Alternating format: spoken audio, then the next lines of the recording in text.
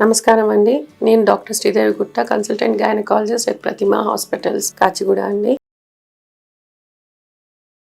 ఈరోజు pregnancy confirm అవ్వగానే ఏం చేయాలి అని చాలా మందికి తెలియదు కదా. చాలా మంది కంగారు పడిపోతుంటారు. నాకు కన్ఫర్మ్ అయింది, happy moment as well as కొంచెం యాంగ్జైటీ అనేది దానికి గురి అవుతూ ఉంటారు. నేనేం చేయాలి, ఇమీడియట్గా ఎవరిని కన్సల్ట్ అవ్వాలి, ఏం చేయాలి అన్నది మనం ఫస్ట్ ప్రెగ్నెన్సీ అనేది కన్ఫర్మేషన్ కూడా ఎలా చేసుకోవాలి అని కూడా కొంతమందికి తెలియదు కదా. సో ఫస్ట్ మనకి ఎవ్రీ మంత్ రెగ్యులర్ సైకిల్స్ ఉంటే ఆ రెగ్యులర్గా వచ్చే టైంకి పీరియడ్స్ రాకపోతే మనం ఒక 2-3 డేస్ వెయిట్ చేసి చూసి ఒకసారి ప్రెగ్నెన్సీ కిట్ అని దొరుకుతుంది. దాంట్లో మనం 2 drops ఆఫ్ యూరిన్ వేసి చూస్తే మనకి ప్రెగ్నెన్సీ 2 lines ఇమీడియట్గా వచ్చింది అంటే మనకి ప్రెగ్నెన్సీ కన్ఫర్మ్ అయినట్లు. అలా కన్ఫర్మ్ అయిన వెంటనే మనం ఫస్ట్ చేయాల్సింది హాస్పిటల్కి వెళ్ళి డాక్టర్ని కన్సల్ట్ అవ్వాలి. డాక్టర్ని కన్సల్ట్ అయినప్పుడు మీకు కొన్ని పరీక్షలు రాస్తారు. పరీక్షలు రాసిన వెంటనే నాకు ప్రెగ్నెన్సీ వచ్చేసింది కదా, నాకు మందులు రాసేస్తే అయిపోద్ది కదా, పరీక్షలు ఎందుకు చేయించుకోవాలి అని అడుగుతారు కొంతమంది. కానీ అవి ఎందుకు చేయించుకోవాలి అనేది తెలుసుకోవాలి. ఎందుకు అంటే అవి చాలా ఇంపార్టెంట్. మనకి ప్రెగ్నెన్సీ కన్ఫర్మ్ అయినప్పటి నుంచి మన జర్నీ స్టార్ట్ అవుతుంది. ప్రెగ్నెన్సీ హెల్తీగా ఉండాలి, హెల్తీగా వెళ్ళాలి అన్న దిశలోకి మనం ప్రయాణం చేయాలి కదా. సో దానికి మనకి ఫస్ట్ చేసుకోవాల్సింది మనం కొన్ని బ్లడ్ టెస్ట్లు చేయించుకోవాలి. ఇంకోటి, మనం ప్రెగ్నెన్సీ వచ్చింది కరెక్టే, కానీ ఆ ప్రెగ్నెన్సీ ఎక్కడొచ్చింది, యూట్రస్లో వచ్చిందా, ట్యూబ్లో వచ్చిందా, ఎక్కడొచ్చింది అన్నది మనం చూసుకోవాలి.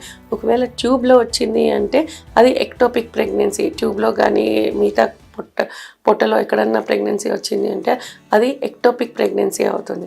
సో ఇమీడియట్గా దానికి యాక్షన్ తీసుకోవాల్సి వస్తుంది. అదే గర్భాశయంలో వచ్చింది అంటే అది చాలా కరెక్ట్ అయిన ప్రెగ్నెన్సీ అని మనం దాన్ని ముందుకు తీసుకెళ్తాం. సో దాంట్లో బ్లడ్ టెస్ట్లు ఏంటి అంటే మనకి మన హిమోగ్లోబిన్ ఎంత ఉంది, రక్తం ఎంత శాతం ఉంది మన బాడీలో, ఐరన్ ఎంత శాతం ఉంది, ఇవన్నీ మనం చూసుకోవాలి.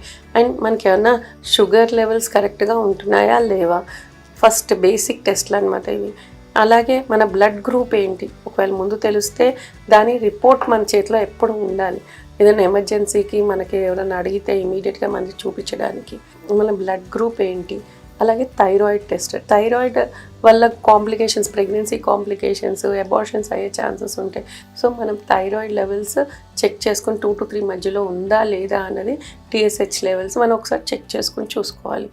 ప్రెగ్నెన్సీ ప్లాన్ చేసుకుని ప్రెగ్నెన్సీ అయితే మన ముందు నుంచే ఫోలిక్ యాసిడ్ ట్యాబ్లెట్స్ అవి వేసుకోవడం మంచిది.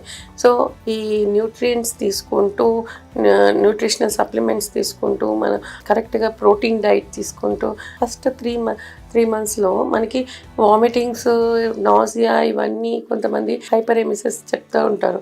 సో అట్లా ఉంది అంటే వాళ్ళు నాసియా వచ్చేస్తుంది, నేను ఏం తినలేకపోతున్నాను అని చెప్పేసి వాళ్ళ న్యూట్రిషనల్ స్టేటస్ కూడా దెబ్బతింటూ ఉంటుంది. సో అలాంటప్పుడు మనం తీసుకోవాల్సిన జాగ్రత్తలు ఏంటి అంటే మనం వాళ్ళకి అంటే పడని ఫుడ్ ఏదైతే ఉందో అది అవాయిడ్ చేయటం. సో అండ్ ఫుడ్ ఇంటేక్ ఫ్రీక్వెంట్గా కొంచెం తీసుకోవడం. అండ్ దాంట్లో ప్రోటీన్ డైట్ ఉందా లేదా, అన్ని పోషకాహారాలు వెళ్తున్నాయా లేవా అన్నది చూసుకోవడం. ఫైబర్ డైట్ ఉందా లేదా, వాటర్ కాంటెంట్ సరిగ్గా ఉంటుందా లేదా వీళ్ళు తీసుకునే వాటిల్లో అనేది ఒకసారి చెక్ చేసుకుంటూ తీసుకోవడం మంచిది. వామిటింగ్ అయిపోతుంది, నేను తినలేను, ఇంకా తింటే మళ్ళీ వామిటింగ్ అయిపోతేమో అనుకుంటారు. కానీ అలా అని తినకపోవడం అనేది కరెక్ట్ కాదు. సో తినాలి. వామిటింగ్ అంటే ప్రెగ్నెన్సీలో వామిటింగ్ అనేది వెరీ న్యాచురల్ థింగ్. ఎందుకంటే ప్రొజెస్ట్రాన్ అనే హార్మోన్ మనము ప్రెగ్నెన్సీలో ఎక్కువగా ఉంటుంది. సో ఆ హార్మోన్ వల్ల కొంచెం నాజియా, వామిటింగ్ సెన్సేషన్స్ రావచ్చు. కానీ ఆ nausea, vomiting sensation and vomitings అయినా కానీ సో మనం ఇమీడియట్గా కొంచెం ఏదో ఒకటి బాడీలోకి తీసుకుంటూ ఉంటే కొంచెమన్నా మన ఆహారం లోపలికి వెళ్తూ ఉంటుంది మన బాడీలోకి. సో దీస్ ఆర్ ఈ ప్రికాషన్స్ తీసుకుంటూ మనం డైట్ కొంచెం ఫ్రీక్వెంట్గా కొంచెం స్మాల్ మీల్స్ తీసుకుంటూ, ఫ్లూయిడ్ ఇంటేక్ కరెక్ట్గా తీసుకుంటూ ఉంటే మన ప్రెగ్నెన్సీ మంచిగా వెళ్తుంది. అండ్ డాక్టర్ చెప్పిన ఈ టెస్ట్లన్నీ చేయించుకొని టెస్ట్ రిపోర్ట్స్ బట్టి మనకి ఏమైనా డెఫిషియన్సీస్ ఉంటే వాటిని కరెక్ట్ చేసుకుంటూ వెళ్తూ మంచిది. Thank you.